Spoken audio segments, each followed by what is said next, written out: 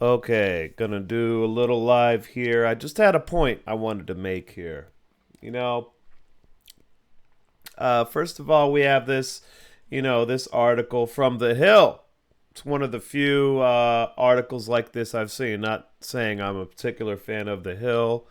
Um, you know, it seems like they've gotten better. They had a change in ownership recently. And then Kim Iverson's show, Ryan Grimm and Kim Iverson's show got banned for like a week or something for saying something about the election. But The Hill's all right for mainstream news. It's like still garbage, but it's not as garbage as a lot of it. It's a mixture. Some of their shit's way out there, like NBC shit, and some of it is okay. So they actually had this nice article here. Ukraine conflict is a boon for defense industry. And obviously, this is common sense, right? But what was interesting is a couple little things they were saying here. Uh, at this was an earning at an earnings call, January earnings call. Lockheed Martin CEO James Tyclay said that the renewed great power competition would lead to inflated defense budgets and additional sales. On the same day, this is in January, by the way, Raytheon Technologies CEO Greg Hayes told investors that the company expected to see opportunities for international sales amid the Russian threat. Now, obviously, the whole Ukraine thing was already heating up at that point. I mean, it had been a hot situation since 2014, but definitely in the last year, we started to hear more news about it towards the end of the year. But it seems like a bit striking to me. Um, Here he goes on to say the tensions in Eastern Europe, the tensions in the South China Sea, all of those things are putting pressure on some of the defense spending over there, putting pressure on some of the defense spending over there. So I fully expect we're going to see some benefit from it. Now, I'm willing to bet that these guys have the inside track on a lot of government activities. I'm sure they're well connected with the intelligence agencies and all the politicians. So uh, they do a good job of covering it here, but it seems to me they already knew something was going to happen, or they thought it likely that something was going to happen. So that's interesting. That goes on to what the point I wanted to make. This won't be too long of a live stream. Um,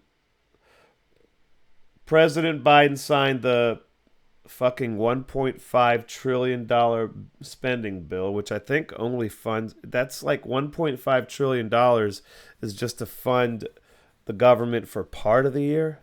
Isn't that insane? Okay, 782 billion towards defense, obviously. Uh which was 30 billion above the initial request. So when he first proposed the bill, he asked for 30 billion less, and then Ukraine happened. He said, "Oh, now we need 30 billion more, right?" And then you have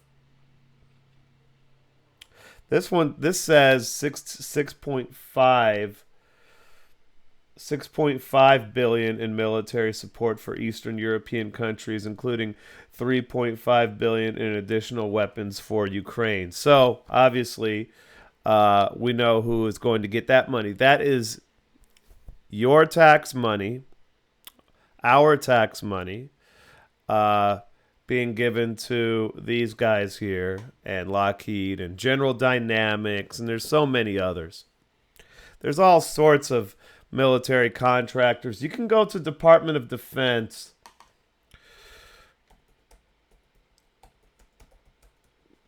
Yeah, so this is interesting.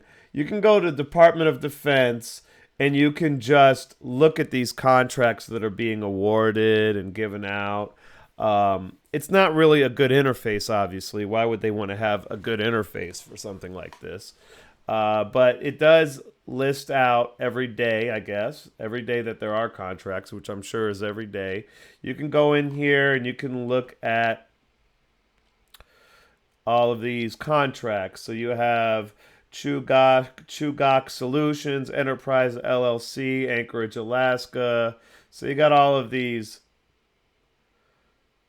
you know, indefinite delivery, indefinite quantity contract. 200, this guy here is awarded a $218 million contract. I mean, that's an enormous amount of money. So you got to remember that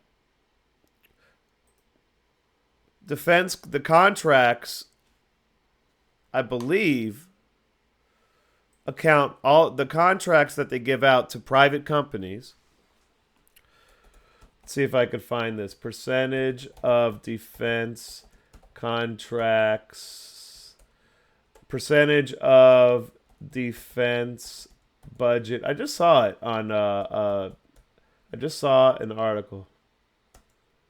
Was it Bloomberg or something like that? Let me see. Percentage of defense budget for contracts. Okay, so Bloomberg. I think Bloomberg did a good article.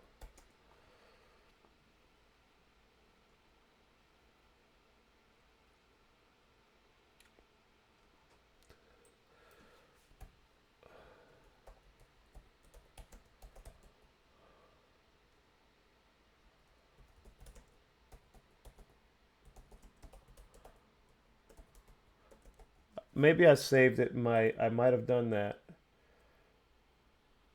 Oh, too bad.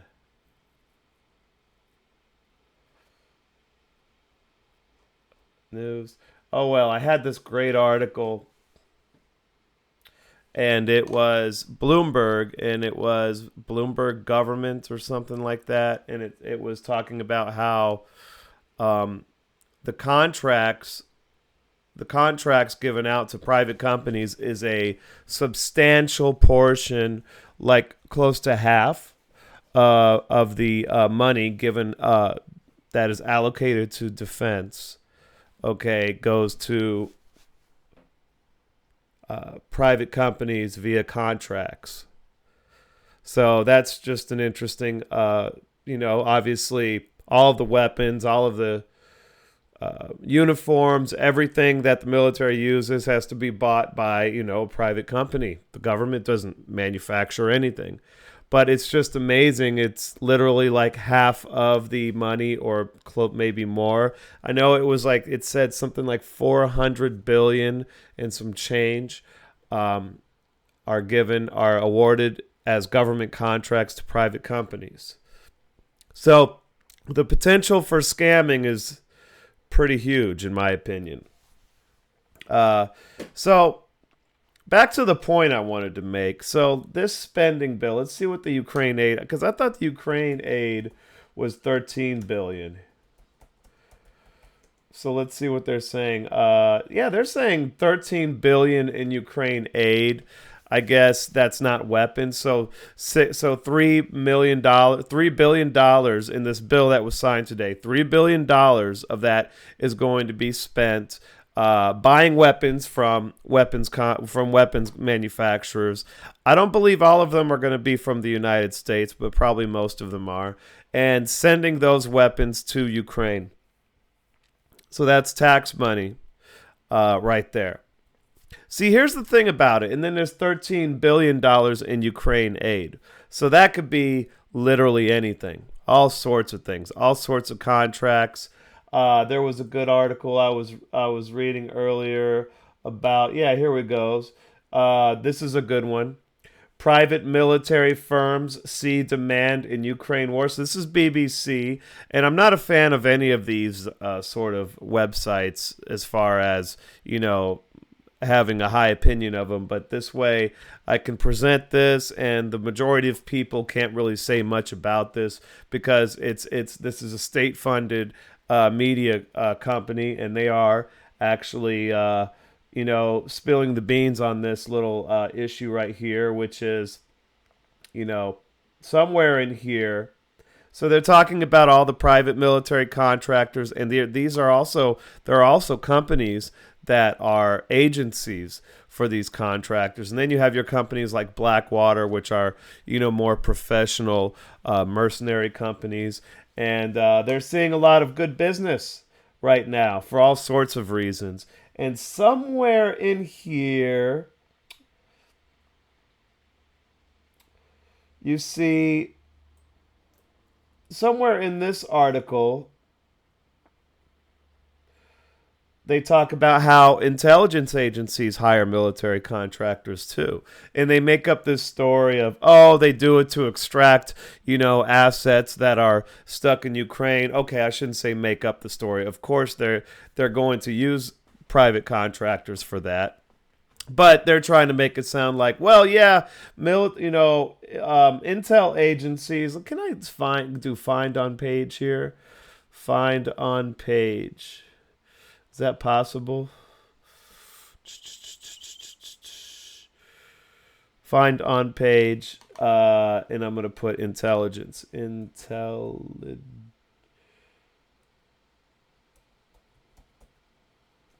Okay, intelligent.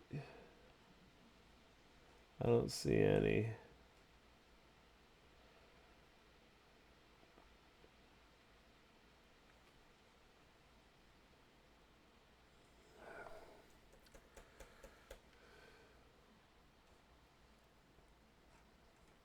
So somewhere I read that intelligence agencies, obviously they can hire private military contractors too, and nobody would know the difference. What if they hired entire companies of private military contractors? Maybe 1,000 of them hired them if they could find people stupid enough to do it. So I'm sure a lot right here in this article, this guy is saying that his work is much more intelligence driven rather than armed. So he's basically a private intelligence contractor.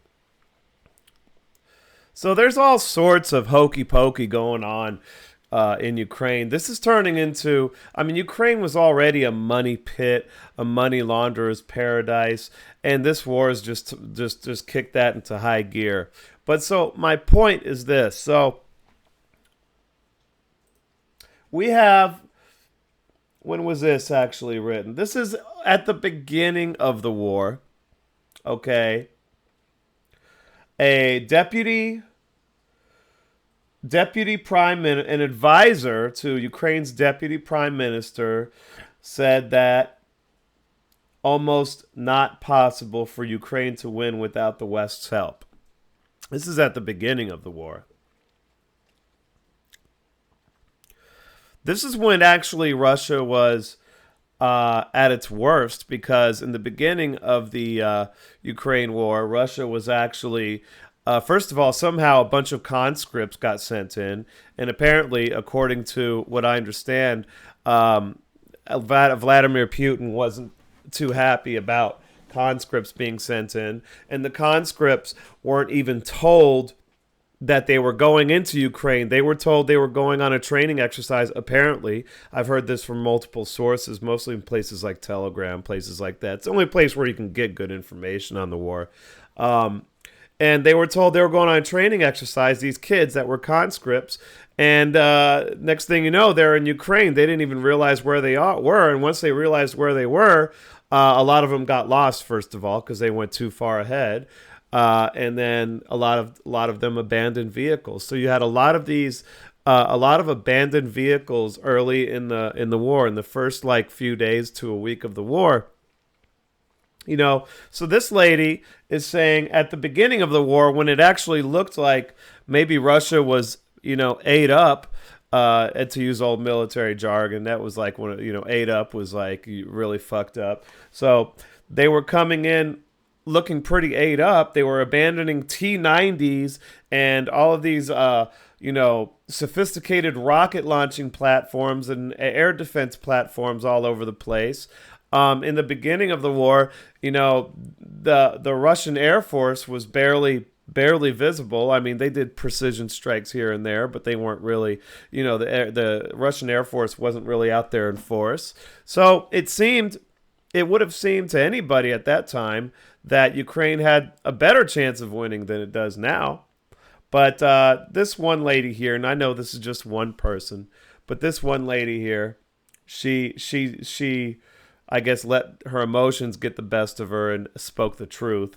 But everybody else is almost unanimous. Of course, okay, if I was a Ukrainian citizen, I would probably be very hopeful at first that we would win. I've been in situations where things seemed hopeless and I still held out with the hope. But so I can see like people being like, oh, we're going to win. And then they get blindsided when it's finally apparent they're going to lose. And all of the politicians, of course, that's their job. Their job is to sit there and bullshit people. Right? But, and on our side, obviously, no one in the government is there to tell the truth. So I haven't heard of any official reports from officials or any politicians or anybody else saying that Ukraine has no chance, which they don't. They never did. Okay? But here we have a Ukrainian official, an advisor to the deputy prime minister, pretty high up. She's saying, we have no chance. We have Zelensky going all over the place, begging NATO for help, begging NATO for intervention. Would he be doing? It seems like maybe he doesn't feel confident that Ukraine can win on its own. But all the media up until recently, they've been almost unanimous in their optimism for Ukraine. Of course, the politicians on our side, they're just liars. They just lie to lie. But there might be a reason why they would lie about Ukraine being able to win. And this is my point I want to make here. So we have this $13 trillion spending bill. Then we have within that bill $3 billion of weapons going directly to Ukraine.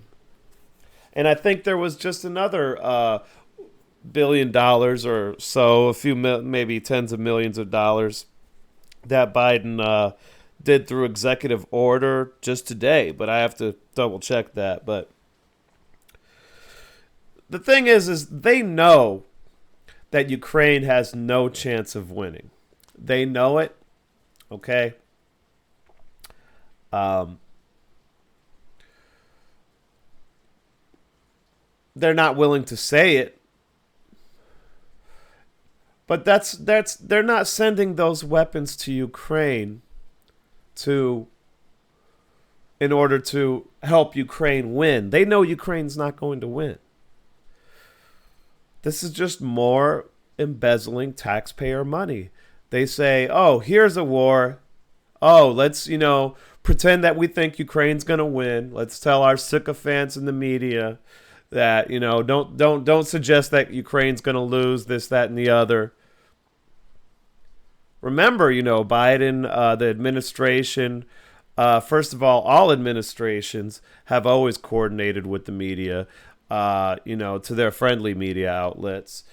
Trump coordinated with Fox News, and Biden admitted to, coordinating with, on several occasions so far in his administration, they have admitted to having meetings essentially with the media, with their friendly media outlets, which is most of the mainstream ones. And they go and they say, oh, well, let's put this kind of, let's spin this kind of narrative on inflation, yada, yada, yada. So the thing is everybody knows they can't win, but it's just another excuse to send weapons, to take taxpayer money, okay, buy weapons from weapons manufacturers, and also write contracts for who knows what in Ukraine or elsewhere. Okay, who knows what kinds of fraudulent contracts are being written there. So it's the weapons and it's the contracts, private military contractors doing God knows what. I mean, it's the scale of it is amazing. Just the amount of money that's being wasted and stolen. And it's not being stolen from you and me because, you know, it's being stolen from you and me, yes, in the future, and from our children and from our children's children, because this is money that is being printed out of thin air and then tossed out into the real economy. Okay? Classic inflation, classic cause for inflation right there. So everybody's going to pay for this in the future in a big way, but Americans just don't seem to care. It's a combination of ignorance and just it's a combination of apathy and ignorance. So they know that Ukraine has no chance of winning, but they're going to go out and put on this face like, oh, we think, Ukraine's going to win. I mean, that's why they were probably so quick to sign this bill. They pushed this bill through quick, and who knows how much more of that money in that budget will end up going to Ukraine besides what the media is admitting to, besides what is clearly listed in the bill. I mean, I had the bill right here. I think I have the bill. Yeah, here goes the bill right here. Where's that spending bill? You can find in here, right around here, this is the Ukraine stuff. And you just look through this bill and you think, the ungodly amounts of money, they're just throwing around like it's nothing. And Americans don't care because Americans see no immediate consequence to this money being spent. And by the time Americans realize the kind of damage that's being done here, it'll be years down the road. It'll be way too late. The damage will have already been done. It's kind of like what they used to say about the ozone layer. Remember back in the 80s? They used to say, whatever happened to the ozone layer, by the way? I'm wondering. But that's another topic for another day. Kind of reminds me of something. But they used to say that, if we stopped releasing CFCs into the atmosphere right now, the ozone layer would still be getting eaten away for, decades and decades, or at least a decade or so. And so we have to stop now because, the damage will still continue for the next several decades. That's what inflation is like. And, the money printing and then spending. It's not just the money printing, just printing money and giving it to banks in the form of bank reserves, the quantitative easing type thing. That's going to cause some kinds of inflation. That might cause asset price inflation, housing price inflation, because that's where that money from the banks is going to go. But most of the money doesn't really get spent. They just use it to buy treasuries and stupid shit like that. So it keeps the treasury market going too. But when the money monetizes the debt, in other words, prints money so it can buy its own bonds. That's what the government is doing. It's printing money or creating money and then buy something like that. I'm not an expert on this, but it's printing the money, creating the money, and then loaning money to itself by buying bonds. But then that money that it loans to itself, it gets put into the real economy through government spending. That's why the inflation only started to get so bad after we went on our little modern monetary theory experiment, like starting in 2020, thanks to fucking Trump. The stimulus packages, the rent moratorium, extended unemployment benefits, PPP loans, which if you look at as a caveat to that, if you look at Miami FBI's Twitter handle, you'll see about every few days a case being prosecuted over someone fraudulently. Well, I'd say not every couple days, maybe once every week or so. You'll see a case relating to somebody fraudulently filing PPP loan applications. But all of that, basically the government borrowed that money from itself, which it printed, okay, creating more money. It injected that money into the real economy through all of these entitlement programs. So that's why we didn't start to see really bad inflation until starting in January 2021, February 2021. Because by then, the stimulus money, all of that government fiscal stimulus had started to work its way through the system and into the prices of consumer goods. The demand for consumer goods was going up, and at the same time, the United States was producing a lot less consumer goods, especially after the lockdowns, which, made our productivity even worse. Okay. At the same time, our trade deficits are going up like crazy. But those goods coming from China are going up in price as well, contributing to inflation. So this is like the ozone layer back in the 80s. We can stop all of this nonsense now. The inflation will continue for some time, so we're fucked, So years from now, Americans will be like, oh, I guess that was stupid. It'll be we need to stop doing that. A year or two from now, it'll be too late by then. And this is just another example. We're taking money and sending it to a country to help it. We're buying weapons using taxpayer dollars that were using government money, which will be taxed to future generations through inflation. We're taking that money, we're buying weapons from weapons companies. Okay, we're sending it to a country that has no chance of winning the war. At the end of the day, Russia is going to get most of those weapons. Just like they got a hold of all of our biolabs that we probably poured billions and billions of dollars into, just like the Taliban got a hold of how many billions, I don't know, how many billions of dollars did the Taliban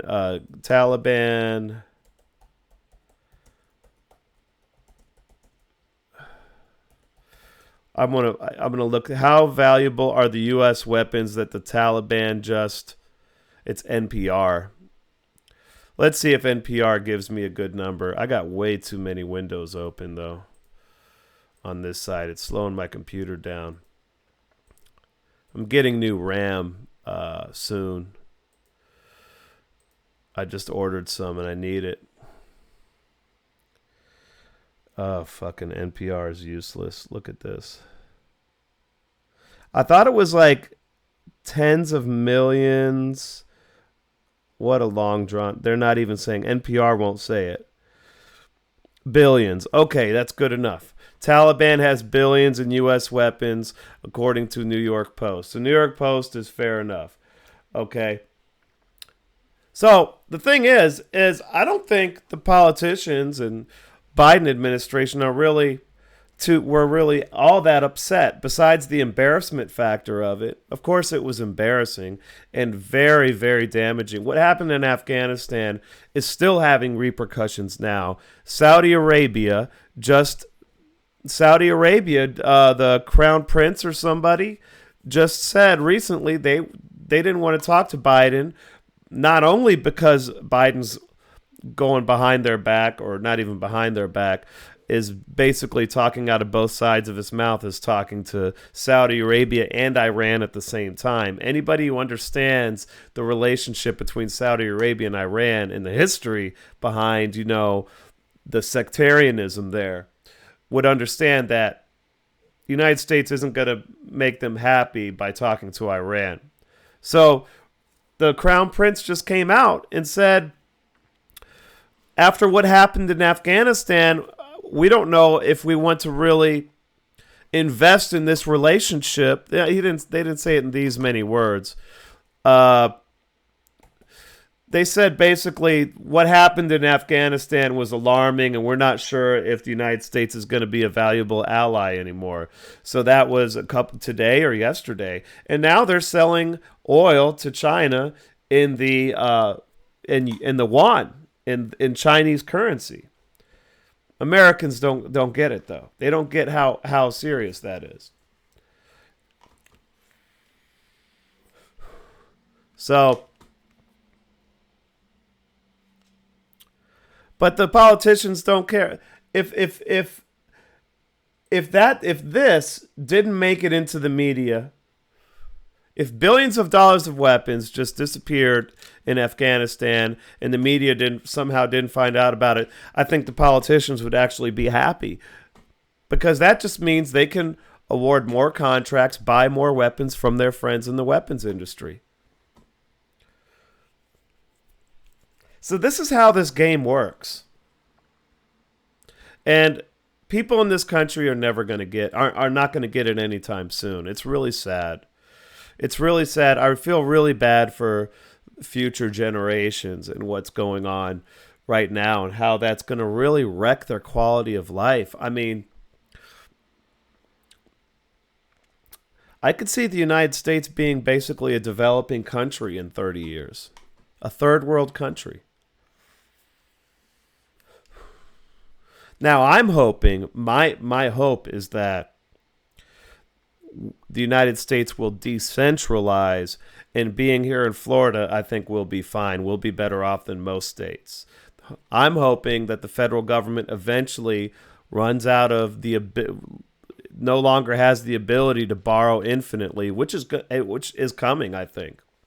And then they won't be able to enforce their near totalitarian rule on the rest of the states, and they'll just become irrelevant and the states will start doing their own thing. And that's already happening to some extent.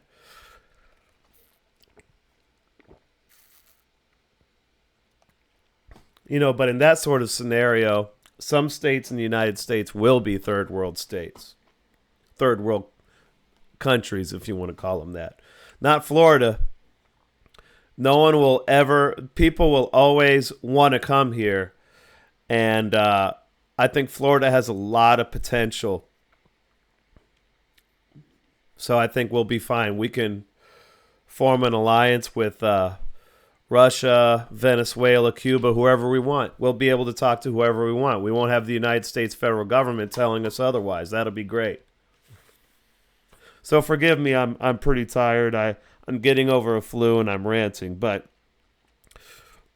the point of this whole thing, the point I'm trying to make in my own roundabout fashion is that this whole the whole aid to Ukraine thing, essentially what I'm saying, the whole aid to Ukraine thing is a scam. Russia will win. Everybody knows it. Okay, everybody knew it from the beginning.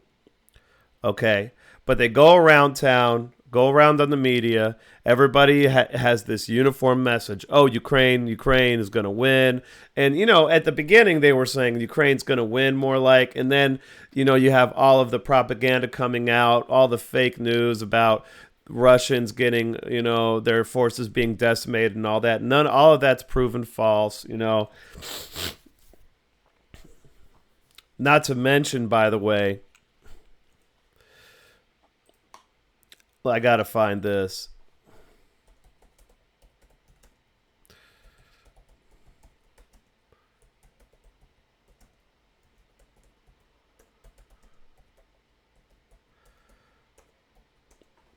Just so much propaganda.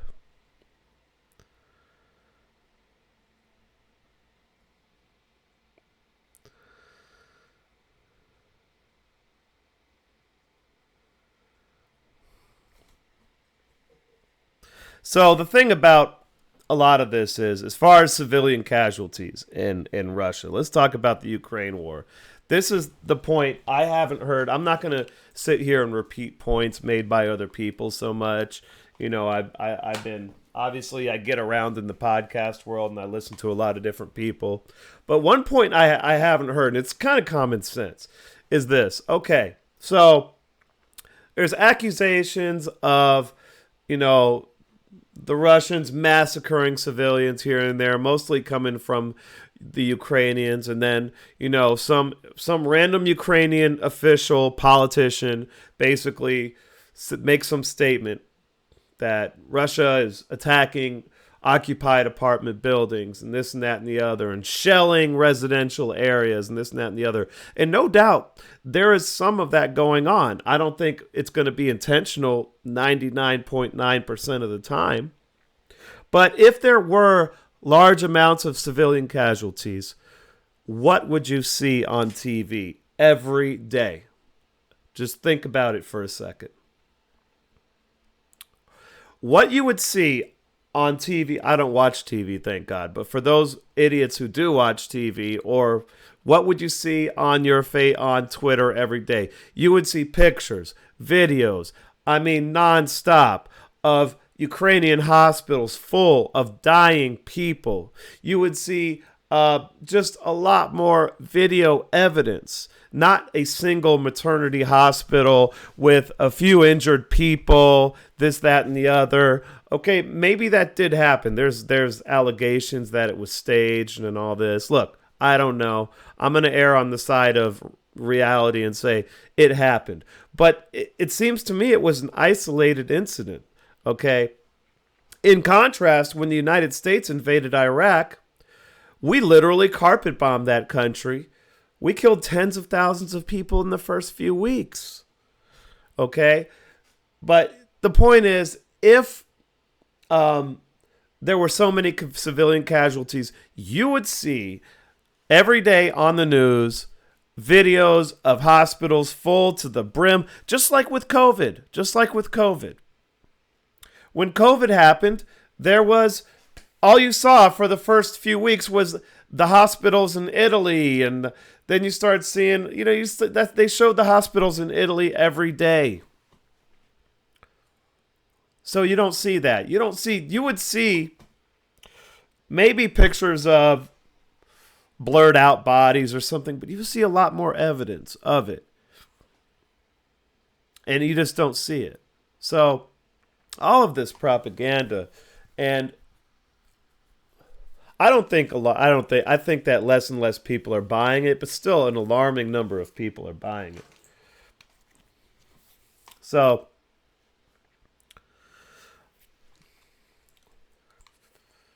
what else would I want to talk about here? So that's that. You have the scam that is the U.S. aid package.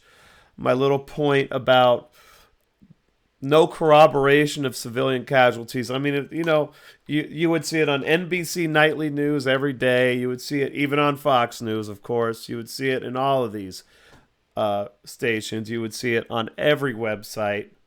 It would be non-stop. But they just don't have the evidence of it, you see? So the other thing we're getting to, so one point I wanted to make, and then I'm going to be done, is there's this one financial commentator, a lot of people like her, and I like her, Lynn Alden. So going along with the inflation, discussion, I think I saved this.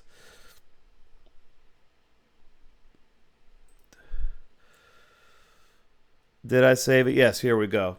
So this was an excellent article written a while back. I want to say 2020. Yeah, December 2nd, 2020. Lynn Alden started to come up with this nice thesis that the that the petrodollar, which basically equates to the dollar as a Federal Reserve currency, she called it back then. The petrodollar's on its way out. It's on its way out. It has been on its way out. And this article is excellent.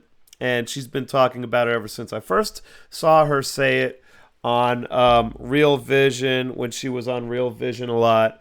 Talking with some annoying fucking British guy with glasses and crazy hair who says he says fascist all the time. Like everything to him is fascist. Which, I mean, I know what fascism actually is. Fascism is the merger of corporation and state. It's corporate public private partnerships. It is a top down system where basically the corporations and the government kind of merge together. They get into cahoots. So you have no more private property at that point. That's what fascism is. The United States right now, at this moment, is, if it's not fascist, if you don't want to say it's completely fascist at this point, which I guess it's not completely fascist, it is getting dangerously close to being a fascist country. We are dangerously close to fascism in the United States, and I would say even more so in Europe. But Lynn Alden came up with this, and I like the art. She was that was Real Vision, yeah, around the same time, maybe a couple months before this. Then she finally comes out with the article. I would recommend anybody just to look at this article to get the base thesis for what she was talking about. But what we have today, what we see in the last few weeks, is basically an acceleration of that process. Again, back to Afghanistan, back last year. You know, people don't realize, especially Americans didn't realize how big a deal that was. Not because it was, well, because it was very embarrassing. It showed that the United States government was very weak, ineffective, and had very poor leadership. And when other countries see that, they're going to act accordingly. And now we're starting to see other countries act accordingly. Okay? Saudi Arabia, Venezuela. First of all, we try to crawl back to Venezuela for oil after 10, 15 years of trying to kill whoever is in power in Venezuela through covert means, destroying their country with sanctions. And then we do the same thing with Iran. It's like these people have no common sense who are running this country. But yeah, what's happening right now, and a lot of people are saying this, but I just want to reiterate this, is I think we are rapidly approaching the end of the petrodollar and the U.S. economic empire. I think it's rapidly coming to an end. We'll see how it goes. This is what happens when you have poor leadership. Poor leadership is really terrible for a country. And Americans are learning right now just how devastating poor leadership can actually be. The problem is the lesson's going to be a really, really hard lesson. It's not going to be like, oh, well, slap on the wrist. I guess I won't do that again. It's not going to be that kind of lesson.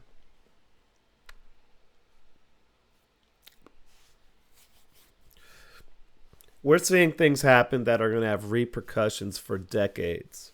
And it's not all Biden. The problem with the whole situation is our entire government is completely an abject failure at this point. And the only thing that can keep it together is a very strong leader. Without a very strong leader, it's going to crumble and fall apart. Because you have too many people within the government who don't actually care about their job. They're just doing their own thing. So anyway, we're heading to the end of the petrodollar. Today, inflation, PPI, Producer Price Index, 10% year over year.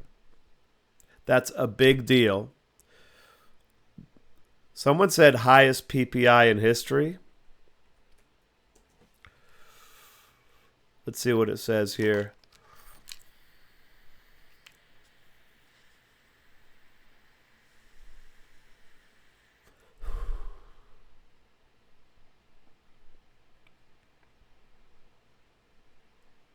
%10 annually. That's not what I want to see. Somewhere I heard that is a record.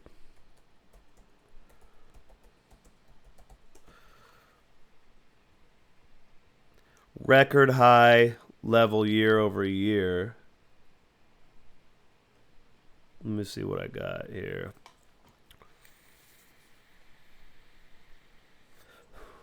Highest year over year PPI on record. I'm surprised. I'm actually kind of surprised that the record isn't higher. Monthly basis, 0.8%. And my experience over the last couple years, having been watching inflation very closely from the beginning, thanks to, I listened to Peter Schiff. So Peter Schiff was talking about it, before it happened. But to me, it seems like, from what I'm seeing, if you look at the month over month sort of numbers, increases in PPI kind of seem to precede CPI. So it seems like CPI lags PPI. So that would indicate to me that next month's CPI, I think, is going to be double digits. Okay? Because we're going to start to see the effects. More of the, next month would be the March. So it'll come out in April 13th or so. March CPI will come out. We're going to see 10% CPI. Double-digit CPI. But really, and they're going to say it's the highest since 1981, 1982. I'm glad I'm starting to hear more people talk about the fact that this is actually the highest on record, because we calculated CPI differently back in 1981 and 1982. We calculated CPI much more liberally back in 1981, 1982. We did, back in 1981, we counted housing prices as part of CPI. We do not count housing prices as part of CPI anymore. We don't even count rent, actually. They have something called owner's equivalent rent, but it's not actual rent. It's a number they make up. So our CPI is probably the highest on record now. So we're headed to uncharted territory, folks. And I think by the end of the year, it really should start sinking in. I think a lot of people are calling for 0% growth in the second quarter, or maybe even the first quarter. I think last year I called for that. I called for 0% growth first quarter 2022. One of my videos on YouTube. So this is uncharted territory we're heading into. My hope is truly that, the federal government falls apart. I think it's the best thing for everybody. The federal government, for the most part, falls apart, becomes irrelevant, no longer to exert its influence in the rest of the country, and the states just do their own thing. I think that would be the best thing for this country. That's how this country was intended to be. So that's my little rant for tonight. I'm going to go to bed in a minute.